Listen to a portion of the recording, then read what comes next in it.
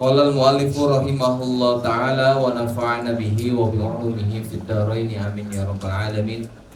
Ila an qala fa idza staiqatta, maka apabila bangun siapa kamu, farji, maka kembalilah ila ma araftuka awalan, kepada sesuatu yang telah aku beritahu kepadamu awalan, terlebih dahulu. Jadi kalau sudah bangun tidur, kan kemarin sampai tidur dalam keadaan berwudu atau suci daripada hadas kecil maupun hadas besar. Maka ketika bangun kamu dari tidur, kamu lakuin lagi sebagaimana yang dulu pernah diajarin tentang bersiwak dan lain sebagainya, mengucapkan alhamdulillahilladzi ahyana ila akhiril doa. Wadawim, dan dawamkanlah olehmu ala hadza tertib, kepada tertib ini. Baqiyata umrika, di sisa umurmu. Fa in syaqqat, maka apabila berat, alaika terhadapmu apa al mudawamatu, mudawamah itu istiqol, menyibukkan diri dengan wadifah tadi.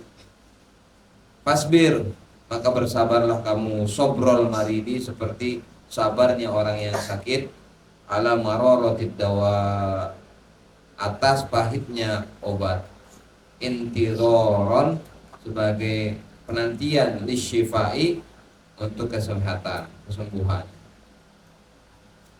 Wa tafakkar, dan fikirkanlah olehmu fi qasri umrika, di dalam pendeknya umurmu. Wa in istamathalan, meskipun hidup siapa engkau, masalan seumpamanya mi'ata sanatin, 100 tahun. Fahiyya, maka adapun 100 tahun itu qalilatun, sedikit, bil idofati, dengan nisbah sandaran, ila muqamika, kepada tempatmu, pakai muqamika bukan maqam, fidaril akhirati, di dalam, kepada negeri akhirat, wahiyal abadi, dan negeri akhirat lah yang abadi, yang tidak ada akhir baginya.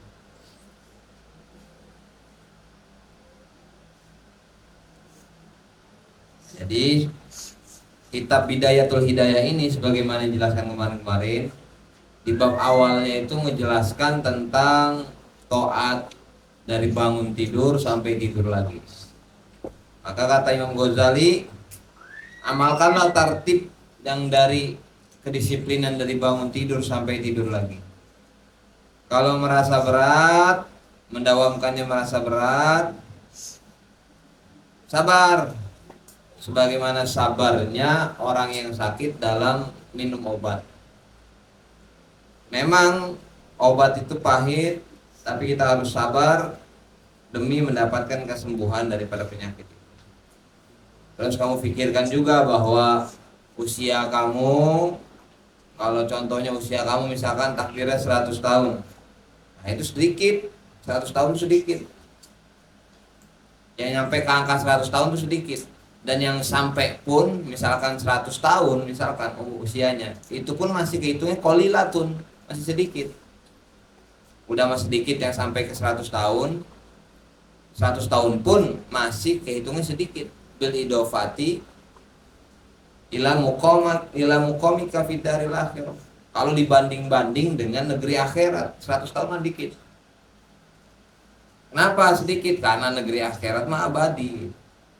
Makanya kalau merasa terbebani, sabar. Sabarnya orang sakit. Wa ta'ammal, dan renungkanlah olehmu, annaka kaifa tatahammalul masyaqqat. Tatahammalul masyaqqat. Wa ta'ammal, dan renungkanlah,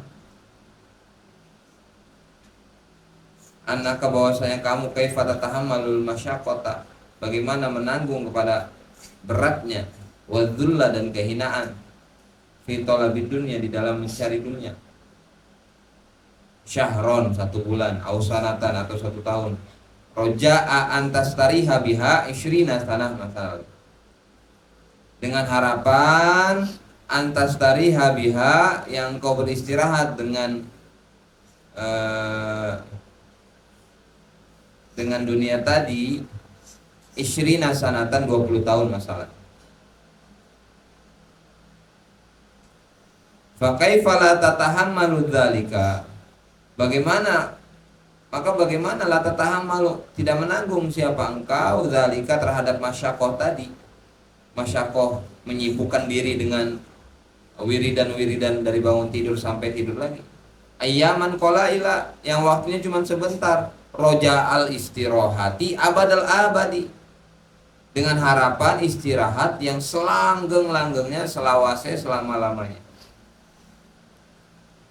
Sekarang coba kita renungin. Orang kerja itu supaya bisa pensiun, ada istilah hari tua, masa senja. Itu kan kalau di PNS itu dipikirkan nanti usia senja, usia yang sudah tidak produktif, ada pensiunan, dana pensiunan. Itu didapat dari mana? Dari hasil kerja keras di masa muda. Dan kita juga sama begitu, pergi berlibur 1 minggu, 2 minggu, kerja bertahun-tahun, dikumpulin uangnya supaya istirahat beberapa minggu, supaya istirahat nanti beberapa tahun. Jadi kerja banting tulang supaya istirahat beberapa tahun. Nah, kita bisa menanggung capek dan letihnya kerja bertahun-tahun demi istirahat yang sebentar. Masa kita nggak bisa menanggung kesulitan yang sebentar? Ayyama qalaila, kata Imam Ghazali. Cuman sebentar aja, dari bangun tidur sampai tidur lagi, wiridan itu diamalin sebentar aja. Enggak berlama-lama. Yang nanti kita dapatkan dan kita berharap bisa istirahat selama-lamanya di akhirat dengan baik. Ayyama qalaila. Bagaimana bisa kita tidak bisa menanggung beratnya wiridan-wiridan pada hari-hari sedikit, yang wiridannya juga nggak banyak, untuk mendapatkan harapan istirahat abadal abadi. Wala tutawil amalaka, dan jangan kamu panjangkan angan-anganmu. Wala tutawil amalaka, dan jangan memanjangkan siapa engkau akan amalaka, angan-anganmu. Fayutsakila, maka akan berat alaika, terhadapmu, apa akan amalak.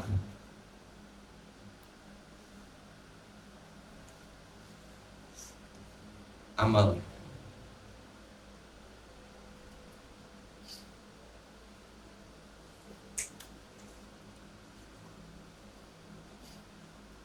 Jadi jangan terlalu banyak berangan-angan. Memang idealnya tadbir atau mempersiapkan itu adalah 1 tahun idealnya, sunnahnya. Nanti tahun depan kamu mau ngapain, itu masih rasional dan masuk akal. Tahun depan kamu mau ngapain, itu masih masuk akal. Tapi ketika kamu sudah memikirkan nanti 5 tahun ke depan, 10 tahun ke depan, ini sudah sudah banyak angan-angan. Siapa yang menjamin kamu masih hidup pada esok hari? Siapa yang menjamin kamu akan tetap hidup di tahun depan? Siapa yang masih menjamin kamu nanti tetap akan hidup dalam 2 tahun ke depan? Siapa yang menjamin? Kenapa kita nggak boleh terlalu banyak berangan-angan? Beda sama cita-cita. Angan-angan itu terlalu banyak berhayal, halu. Kalau kita terlalu banyak berhayal dan berhalu, makanya paling sedikit idealnya itu 1 bulan. Makanya Nabi itu selalu berdoa, Allahumma ij'alhu ta'ali Muhammadin kafafan. Nabi itu, tadbirnya Nabi itu 1 bulan. 1 bulan.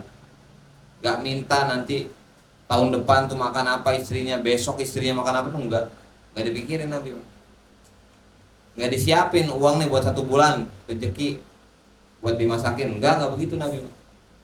Hari itu ada makan. Siang nanti makan apa, urusan nanti. Enggak disiapkan dari hari Nabi. Itu tenangnya ke hati Nabi SAW. Ya, dan kita lihat gimana imannya para istri-istri Nabi juga. Istri-istri Nabi juga nggak mikirin. Makanya Nabi mah sederhana aja. Kalau istrinya nggak masak pagi hari, ya tinggal puasa. Istrinya masak pagi hari, ada sarapan, niatnya puasa. Nah, Nabi nggak jadi puasa, makan sarapan. Sederhana Nabi. Jadi istrinya nggak tersinggung, istrinya juga jadi makin senang melihat keadaan Nabi yang benar-benar siap berjuang. Jadi nggak usah terlalu banyak angan-angan, halu dan hayal. Kenapa memang bi? Ya karena nanti fayustakil alaika amalak. Nanti akan sulit kita ngamalin ilmu-ilmu tuh. Susah bangun pagi, susah qiyamul lail, susah ngamalin doa alhamdulillahilladzi ahyana. Susah ngamal. Ngamalin doa wudhu susah, ngamalin wiridan kemarin masuk masjid susah. Waqad qarubal mautu, dan sungguh telah dekat apa al mautu, kematian.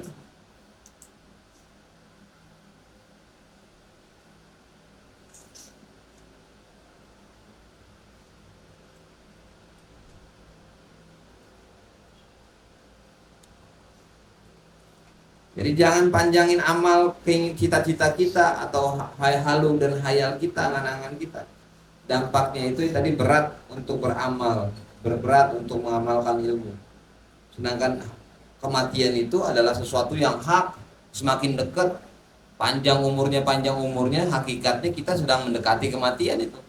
Ulang tahun itu hakikatnya mendekati kematian, makin dekat kepada kematian. Ar-rizqu wal ajal yatrubani. Rezeki dan ajal itu ya saling berebut. Mungkin nggak orang yang masih ada rezeki ajalnya menjemput? Nggak mungkin. Karena rezeki sama ajal itu balapan kayak Rossi sama Marquez. Rezeki sama ajal itu udah balapan ya kayak Rossi Marquez. Kalau Rossi menang mungkin nggak Marquez menang? Enggak. Kalau Marquez menang mungkin nggak Rossi menang? Nggak mungkin. Karena kan satu lapangan, satu tempat. Rezeki sama ajal tuh gitu ya, telubani. Kalau rezekinya ada di depan, ya mautnya ada di belakang. Kamu hari ini bisa takjil, makan takjil, misalkan nanti buka, berarti rezeki kamu, dan maut itu masih ada di belakang. Tapi kalau rezeki kamu sudah ada habis, ya itu maut nanti yang akan leper. Jadi kita rezeki itu udah punya jatahnya, saling berebut mereka. Kalau rezeki kita itu tinggal 3 liter beras, ya tinggal tunggu berapa liter beras lagi yang kita makan. Waqad qarubal maut. Kalau kita kelupaan untuk ingat bahwa kematian itu adalah hak, terlupakan sama kita untuk menghayal bahwa kematian itu sangat dekat sama kita, ini akan menyebabkan kelalaian terhadap kematian. Sungguh kematian itu sedekat anak-anakku sekalian. Kita lihat gimana almarhum. Aneh baru usia segini aja udah banyak kerabat-kerabat aneh yang meninggal. Dari aneh masuk awal SMP, pesantren, teman meninggal. Aneh lulus sekarang, teman meninggal. Sampai sekarang ngabdi, teman meninggal. Itu menunjukkan bahwa kematian itu dekat sama aneh. Dan antum juga harusnya sadar, kematian juga dekat sama antum. Orang tua antum, coba lihat sekeliling-keliling antum, guru antum, dan lain sebagainya. Jadi kelalaian kita daripada kematian, kalau kita nggak ada ingat-ingat mati, itu akan melahirkan kelalaian yang mengundang kepada inhimak, asik-asikan fi syahwati dunia, di dalam hingar-bingar cinta keduniawian. Kata Imam Ghazalinya, hubbud dunya ra'su kulli khati'atin. Cinta keduniawian itu adalah pangkal daripada segala dosa. Cinta duniawi. Nah, cinta dunia itu timbul dari mana? Salah satunya lalai ingat kamu senang harta, nanti muncul penyakit dengki, muncul penyakit ria, muncul penyakit sum'ah, muncul penyakit ujub. Awal-awal gara apa? Cinta dunia.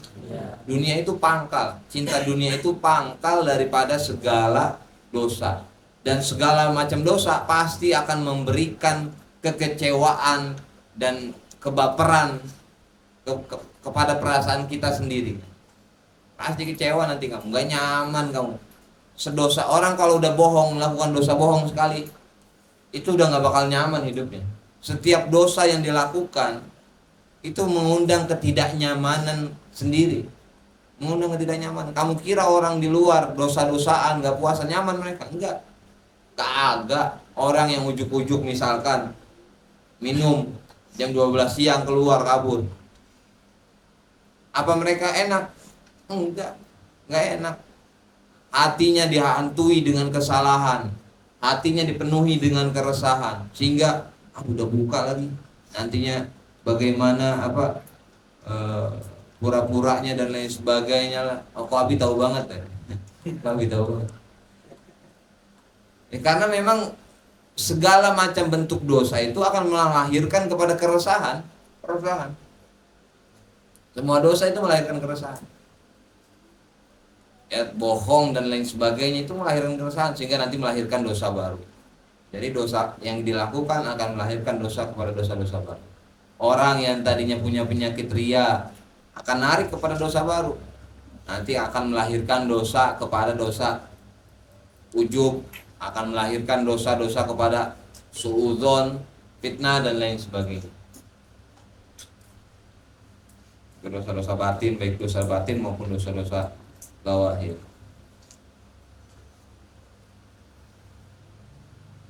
Wa qul fi nafsika anni atahammalul masyaqqatal yawm fal'alli amutul laila.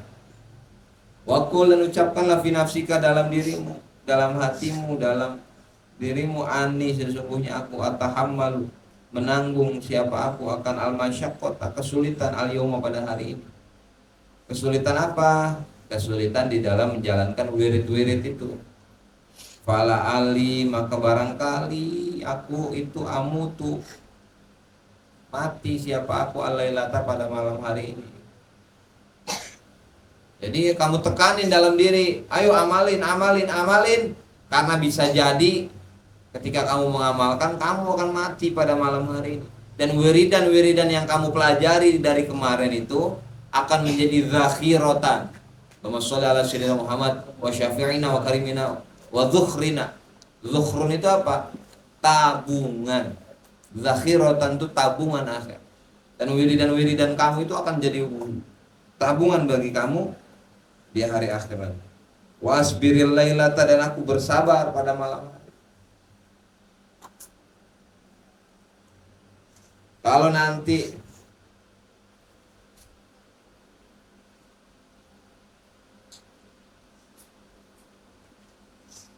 diberikan hidup di malam hari, wasbiril lailata, dan aku bersabar pada malam hari, fala ali, maka barangkali aku itu amutu godan, akan mati godan esok hari. Fa innal mauta, maka sesungguhnya kematian itulah yahjumu, tidak mendatangi atau tidak masuk, mendatangi, fi waqtin maksusin, di dalam waktu tertentu, wahalin maksusin, dan dalam keadaan tertentu, wasinnin maksusin, dan pada usia tertentu. Fala buddha, maka tidak mau tidak boleh tidak, min hujumihi, daripada kedatangannya kematian tadi. Fal isti'dadu, maka mempersiapkan, lahu, baginya kematian itu, aula, lebih utama, minal isti'dadi lid dunia, daripada mempersiapkan perkara-perkara dunia. Wa anta ta'lamu, dan adapun kau itu mengetahui dengan keyakinan, annaka, bahwasanya kamu, la tabqa fiha, tidak akan kekal, fiha, di dalam dunia, illa, kecuali muddatan yasirotan, kecuali dengan muddatan yasirotan, masa yang sebentar. Imam Ghazali tuh tahu, kita semua tuh sebenarnya sadar kita tuh nggak bakal lama. Tahunya tuh bukan sekedar tahu teoritis, tapi dengan yakin seyakinnya kita bisa sakit, kita punya nafas, kita ada jantung, maka selama itu pula ya kita bakalan mati. Kita nggak bakalan abadi nanti di alam dunia, kecuali di masa yang sedikit, muddatan yasiratan. Wala'allahu lam yabqa min ajalik, dan barangkali lam yabqa, tidak tersisa, min ajalika, daripada ajalmu, hidupmu, illa, kecuali yaumun wahidun, satu hari lagi, au nafasun wahidun, atau satu nafas lagi. Faqaddir hadza, maka pikirkanlah olehmu akan al-hini, tentang kedatangan maut tadi, fi qalbika, di dalam hatimu, kulla yaumin, setiap hari. Jadi, Ya memang sunnahnya selalu zikrul maut. Zikrul maut itu adalah anjuran. Anjurannya di kapan dilakukan? Setiap hari. Supaya apa? Supaya kita tuh tahu tujuan. Jadi kalau ada istilah ping sewu dalam istilah pesantren, ada hal yang memang kita sudah tahu, tapi kita suka lalai, lupa. Mati itu adalah tujuan, keniscayaan, keharusan. Makanya dianjurkan sama Nabi untuk selalu aktsiru dzikra hadimil ladzat, kata Nabi. Perbanyak mengingat-ingat penghancur daripada kenikmatan. Apa penghancur kenikmatan? Lagi sayang-sayangnya. Lagi sayang-sayangnya sama orang tua. Lagi sayang-sayangnya sama orang tua, tiba-tiba orang tua kita ninggalin. Lagi sayang-sayangnya main handphone, main TikTok, main Mobile Legends, kita malah ditinggalin. Lagi sayang-sayangnya. Jadi harus selalu diingat itu, dzikra hadimil ladzat. Oh nanti liburan mau nonton 21, nanti liburan mau bukber sama teman dan lain sebagainya. Jangan lupa nanti akan ada, harus tetap dzikra hadimil ladzat. Nanti kamu mati tuh nggak bisa reunian-reunian gitu lagi, nggak bisa bukber-bukber begitu lagi. Aduh nggak gampang nih ingat kematian, ya memang nggak gampang. Saya juga sulit untuk mengamalkan dzikra hadimil ladzat. Oleh karenanya Allah kadang tuh ngasih teguran-teguran kecil, kasih musibah, tiba-tiba nggak enak naun, tiba-tiba dikasih sakit, nggak bisa ngedengar, mata lah dikasih ujian, tangan lah dikasih ujian, kaki lah dikasih ujian, orang tua lah dikasih ujian. Supaya apa? Ya supaya semakin kerasa bahwa dunia ini adalah darul mihan, tempat ujian. Bayangin di dunia itu kita nggak hilang indera perasa, hilang indera melihat, hilang indera pendengaran. Apa nyaman hidup di dunia tanpa nikmat-nikmat itu? Gak nyaman. Makanya Allah kasih begitu supaya kita tuh eling, sadar, mau dzikra hadimil ladzat. Nah itu teguran-teguran Allah yang kadang memang kita nggak sadar bahwa itu adalah tegurannya Gusti Allah.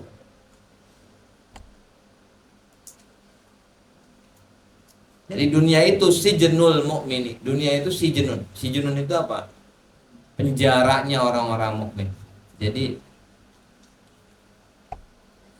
ya, cara Allah untuk mengingatkan kepada kita dan tidak terlalu berleha-leha dan menikmati keadaan hingar-bingar dunia, supaya nggak lupa tujuan kita adalah akhirat. Kadang Allah tuh ngasih ujian-ujian untuk Noel kita, sadar, jangan lupa tujuan kembali. Kalau ulama, makanya ulama itu dalam menghadapi kematian, mereka tuh ada sebagian ulama tuh yang nggak khawatir dan nggak takut menghadapi kematian.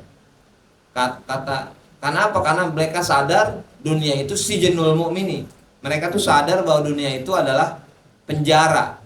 Makanya kata Nabi, al-maut tuhfatul mukmin. Kematian itu adalah hadiah bagi orang mukmin. Kok dibilang hadiah, Bi? Hadiah karena memang kematian itu adalah kita mau dapat surga. Santri putri mau surga?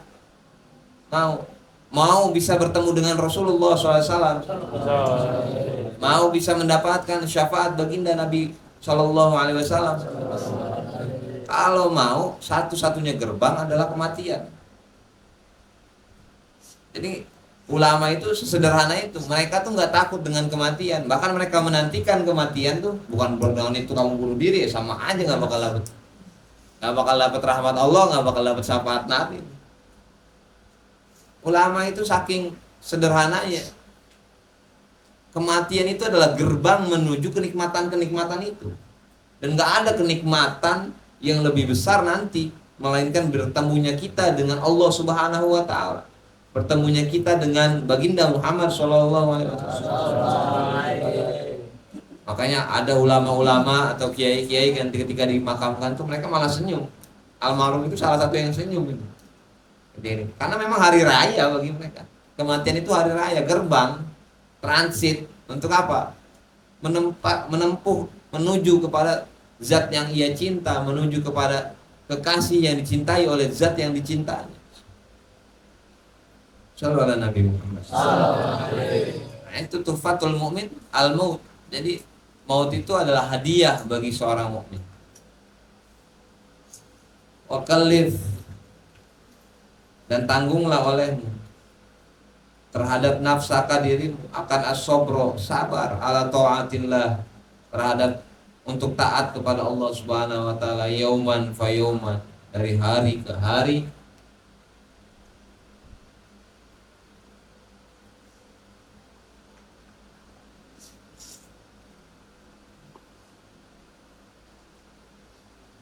Fa innaka, maka sesungguhnya kamu, lau qaddarta, apabila mampu siapa kamu, al baqa'a, untuk tetap hidup di dunia, khamsina sanan, 50 tahun, walzam tahas sabra, dan engkau membiasakan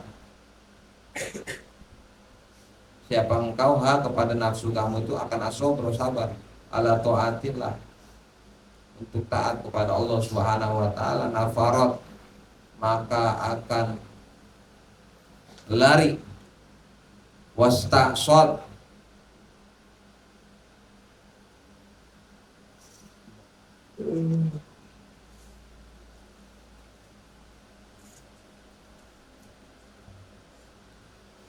membangkang, alaika, terhadapmu, apa nafsu alaika terhadap.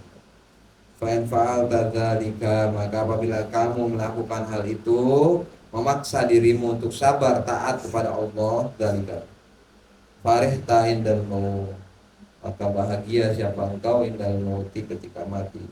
Farhan la akhiralah, kebahagiaan yang tidak akan ada akhirnya. Jadi kalau kamu tekan diri kamu untuk sabar, sabar, ayo sabar, wiridan ini harus diamalin.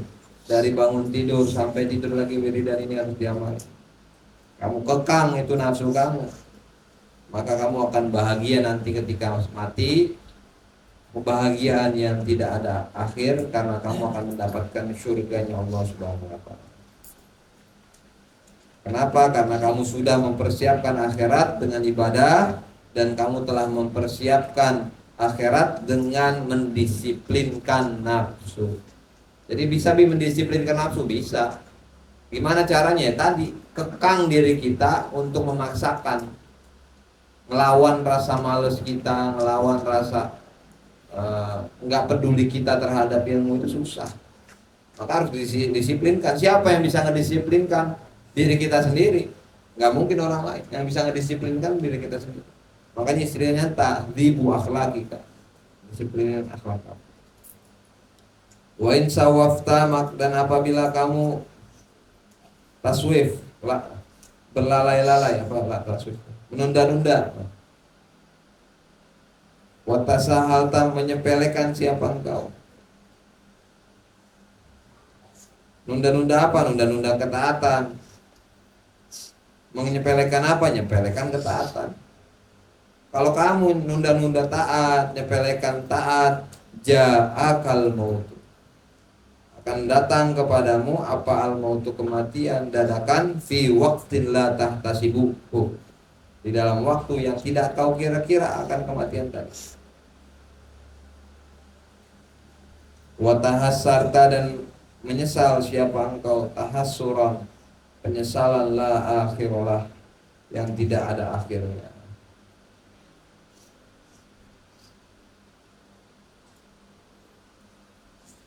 Kalau kamu taswif, menunda-nunda, nanti aja lah ngamalinnya kalau udah lulus, nanti aja lah ngamalinnya kelas 2, nanti aja ngamalinnya kelas 3, nanti aja ngamalinnya SMA, nanti aja ngamalinnya pas ngabdi. Kalau kamu taswif, tasahal, tak menyepelekan wiridan-wiridan dari bangun tidur kemarin sampai tidur lagi, nanti tiba-tiba datang kematian kepadamu yang kamu tuh nggak tahu kapan datangnya kematian, sehingga kamu akan merasakan kerugian yang tidak ada akhir. Wa inda sobahi, dan ketika pagi hari, yuhmidul qaumus surra, yuhmidu,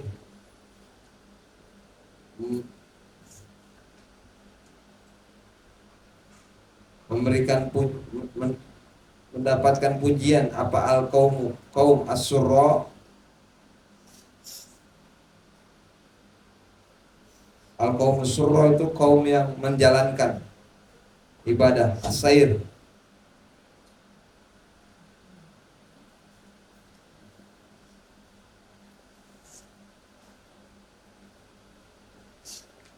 Wa indal mauti, dan tatkala mati, ya tika mendatangi kepadamu apa al khabarul yakin, kabar kepastian tersebut.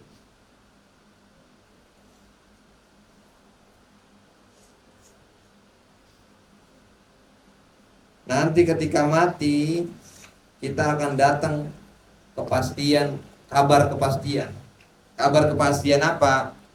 Kabar kepastian nilai rapot kita. Jadi ketika nanti datang kematian akan ada nilai rapot. Apa nilai rapot kita? Annaka tafrahu bihusuli ridho rabbil alamin au tahzanu biwujdani sukhti. Nanti rapot kita ini bakalan bahagia atau malah sedih nanti. Wala ta'lamunna naba'ahu bi ba'dahi. Wala ta'lamunna, dan niscaya engkau pasti akan mengetahui naba'ahu, kabar tersebut. Kabar apa tadi? Bahagia atau kabar tentang rapot kita ba'dahin, setelah habis umur kita. Wa idh arsyarnaka, wa idza arsyadnaka, dan apabila menunjukkan siapa kami kepadamu ila tartibil aurat, kepada penertiban wirid-wirid, falnadkur laka, maka kami akan menyebutkan laka bagimu kaifiyatas sholat, tata cara sholat, wa saumi, dan saum, wa adabihima, dan adab saum, sholat dan saum ya, wa adabil imamiyati, dan adabnya imamah. Imamah itu imam, wal qudwati, dan qudwah, wal jumu'ati, dan salat Jumat. Jadi satu pasal. Itu ngos-ngosan banget ini.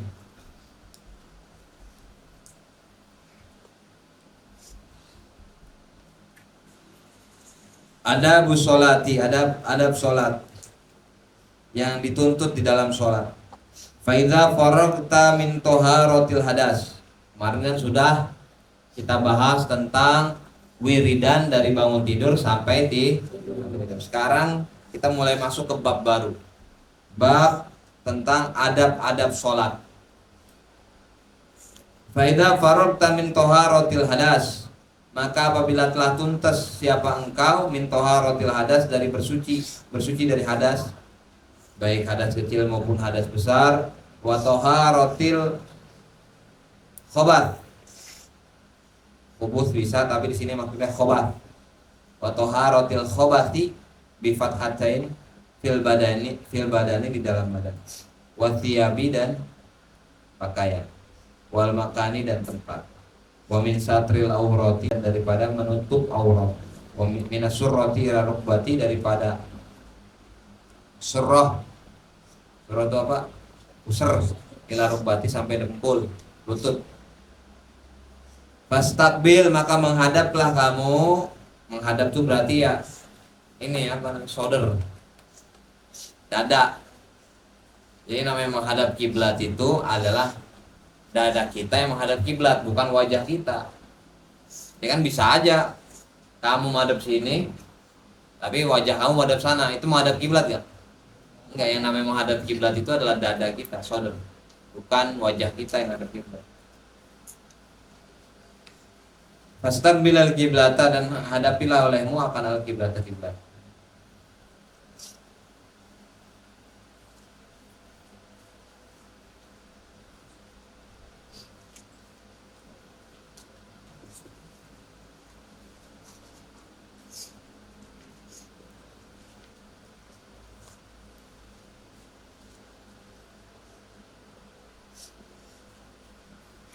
Iman dalam keadaan berdiri. Ini adab sholat ya. Iman dalam keadaan berdiri.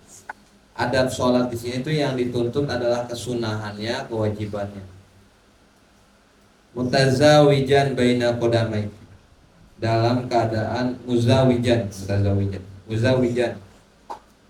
berdampingan, jadi selaras baina qodamai, di antara kedua kaki. Jadi kaki ketika sholat itu mau sholat kakinya tuh jangan panjang sebelah begini. Ini kan lagi, ini mah lagi jalan pramuka kalau ini. Tapi ya sama sejajar. Bain aku dan beda lagi kalau kedua atau jamaah. Jamaah kan ini masih sholat secara personal ya. Saya belum membahas tentang jamaah. Kalau jamaah ya sama tetap selaras. Nah, orang yang paling baik dalam merapikan sholat itu orang-orang Wahabi, dan kita paling kalah telak sama orang-orang Wahabi. Orang Wahabi itu kalau udah sholat itu udah lurus banget, rapi banget, udah siap perang mereka. Ya kita orang-orang Ahlus Sunnah wal Jamaah, santri-santri ya Mbah Hasim, ya malah kebalikannya, teledor dalam lalai dalam sholat. Saking gak rapinya, selalu aja ada yang ketika sholat itu saf depannya masih kosong hingga maju, yang saf belakangnya dalam keadaan sholat terus, kan ngaruhnya ke belakang. Tanda belum becusnya kita dalam menjalankan sholat. Sholat belum rapi dan berdisiplin, semua kegiatan lain tuh gak bakalan rapi dan disiplin. Makanya imam kan ngomong istau sufufakum fa inna tasfiyatas sufuf min tamami qomati sholat. Itu kan sawu, samain, lurusin sufufakum, saf-saf kalian. Ya prakteknya sok kamu jujur-jujuran, ketika lagi jamaah yang belakang suka maju sendiri nggak gara-gara ada yang kosong. Lagi sholat nih kamu, tiba-tiba saf depan kamu kosong, tiba-tiba kan kamu harus maju. Gara-gara apa ya? Karena tidak adanya taswiyah sufuf. Coba kalau rapih dari awal, Nabi kan sapa hatta ahmar ainai. Nabi itu kalau ngeberesin saf sampai kadang mata beliau tuh merah gitu Nabi, pakai pedang. Kalau ngebarisin barisan. Makanya aneh ke pramuka itu biasa-biasa aja, dan aneh selalu support pramuka ya, karena pramuka tuh salah satu wadah pembentukan karakter yang dulu pernah diajarkan sama baginda Muhammad SAW. Kalau anak pramuka pakai tongkat ya Nabi mah pakai pedang. Makanya support aja anak pramuka. Malah ngebentuk militansinya baginda Muhammad SAW. Jadi muzawijan baina qadamaik, selaras. Beda sama jamaah. Kalau jamaah cuman satu orang, ya selaras juga, cuman beda sedikit. Cuman kalau sudah kayak kita laki-laki ini udah benar begitu. Bihaitsu la tadummuhuma, dengan sekiranya tidak merapatkan huma kepada dua kaki tadi. Jadi nggak begini sholatnya, nggak dirapetin. Karena Nabi sendiri yang melarang untuk sofan wasofat fi sholat. Tidak sofan itu apa? Menggandeng, nempelin kedua kaki bersamaan. Itu sofat namanya. Sofan itu apa? Sofan itu ngangkat salah satu dari kedua kaki. Wastawi, dan luruskanlah qaiman, dalam keadaan berdiri.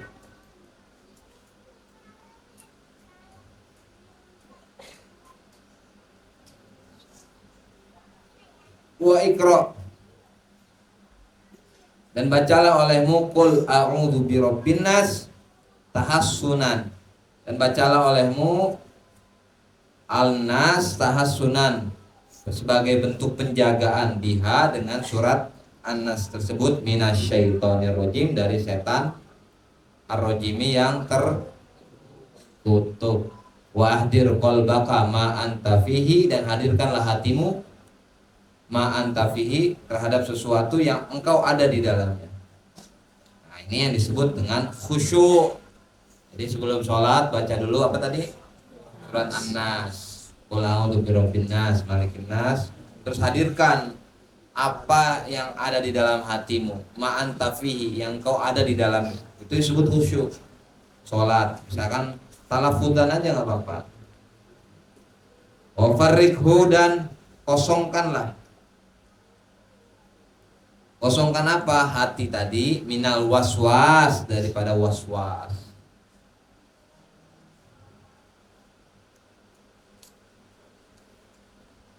Jadi pengosongan hati daripada kewaswasan itu adalah membantu daripada khusyuk. Jadi ya udah lupain dulu aktivitas-aktivitas kamu supaya membantu kepada khusyuk, sehingga nggak ada kewaswasan lagi. Kosongin dari waswas. Apa diantara bentuk waswas? Tadi wudhu udah berapa rakaat, udah berapa benar nggak wudhunya? Saya masih ada wudhu apa enggak? Itu bagian daripada waswas itu. Bagian daripada waswas.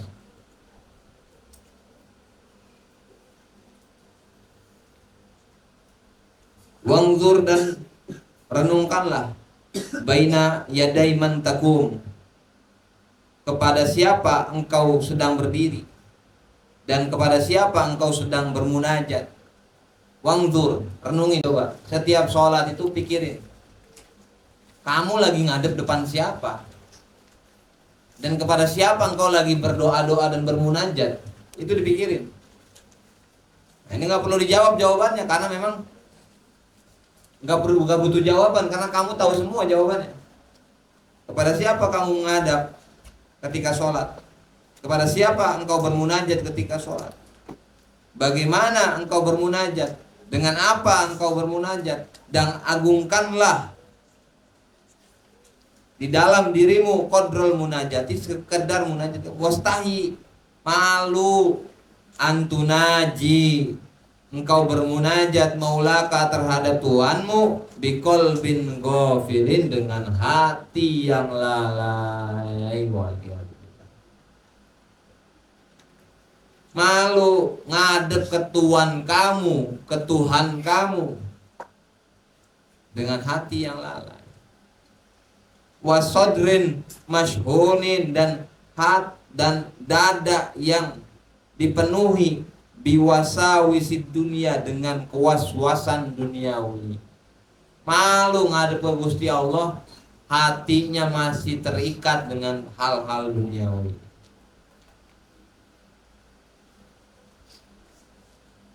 Nah, terus mikirin apa apa dan lain sebagainya. Ya kamu kalau mikirin, menurut Imam Romli, mikirin terhadap perkara-perkara yang surga, neraka, itu juga makruh. Makruh. Jadi emang harus dikosongin semuanya. Jadi mikirin surga, neraka, fahada makruhun aidon. Jadi itu perkara makruh juga menurut Imam Romli. Wa khabaithi syahwati, dan kekotoran syahwat, kekejian syahwat. Wa'lam, dan ketahuilah oleh annahu ta'ala, bahwasanya Allah subhanahu wa ta'ala itu muttali'un, maha mengetahui, ala sarirotika, terhadap hati nurani. Semua hal yang kau sembunyikan Allah tahu. Wa nadhirun ila qalbika, dan maha melihat kepada hatimu. Fa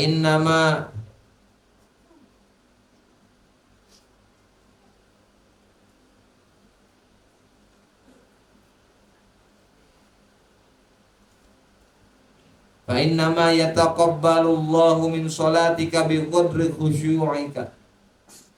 Jadi Allah tuh maha tahu daripada hatimu. Apa yang sedang kau hadapi, lagi sholat mikirin apa, itu Allah maha tahu. Sesungguhnya Allah subhanahu wa ta'ala menerima daripada sholatmu biqadri khusyu'ika, dengan kadar khusyukmu, hadirnya hatimu. Wa khudu'ika, dan tundukmu, ketenangan hatimu. Wa tawadu'ika, dan penghinaan dirimu. Wa tadarru'ika, dan keikhlasanmu, kesungguhan hatimu.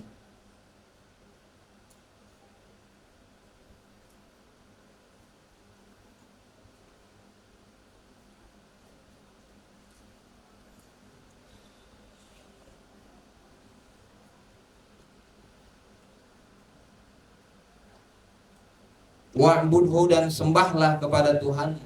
Fi sholatika, di dalam sholat, ka'annaka tarah, seolah-olah engkau melihat daripada Allah subhanahu wa ta'ala.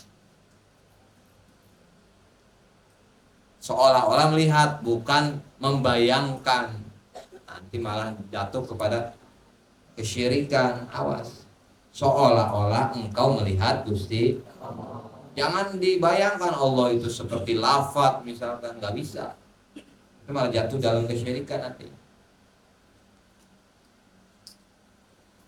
Malah ada orang awam ya, ngobrol cerita bahwa saya kira Allah itu adalah orang orang yang kayak gimana? Itu yang di belakang Iqra. Itu keren. Belakang Iqra dianggap Allah. Ya orang awam wajar. Kalau kita yang anggap itu Allah, bahlul kita. Laisa kamitslihi syai'un wa huwas samiul alim. Enggak ada Allah nyerupai makhluk. Ya wajar orang awam, orang bodoh. Al-awam la madhhabalah. Orang awam itu yang enggak pantas, enggak apa-apa enggak punya mazhab juga. Bebas. Rufi al-qalam.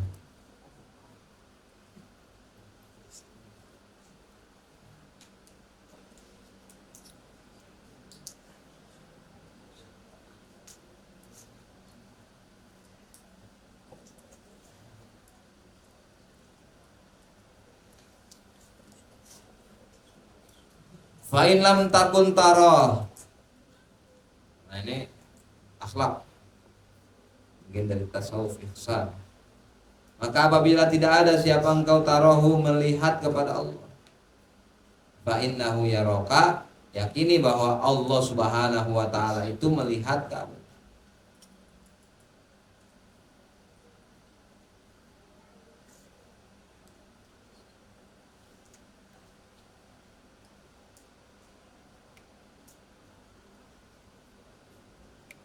Jadi ketika sholat, idealnya kita tuh supaya khusyuk. Ini tips simple life hack dari ulama supaya sholat kita khusyuk.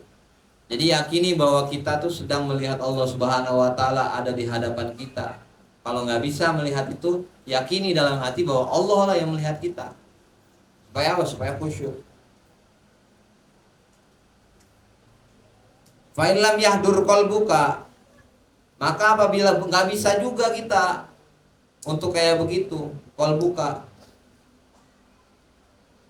walam taskun jawarihuka, dan tidak tenang, nggak tenang anggota jawarihuka, anggota badanmu, likusuri ma'rifatika, lantaran kurangnya pengetahuanmu bijalalillahi ta'ala, kepada keagungan-keagungan Allah.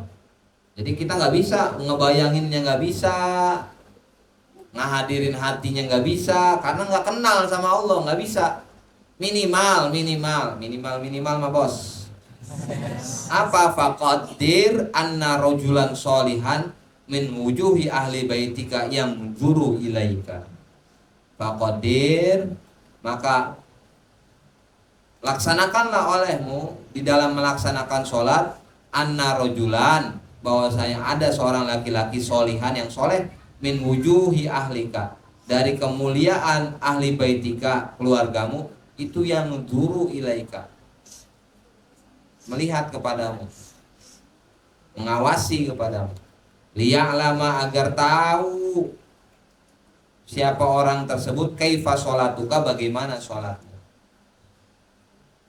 Fa inda dzalika, maka tatkala itu, yahduru qalbuka, hadirlah apa hatimu, wa taskunu jawarihuka, tenang apa jawarihuka, tadi apa jawari?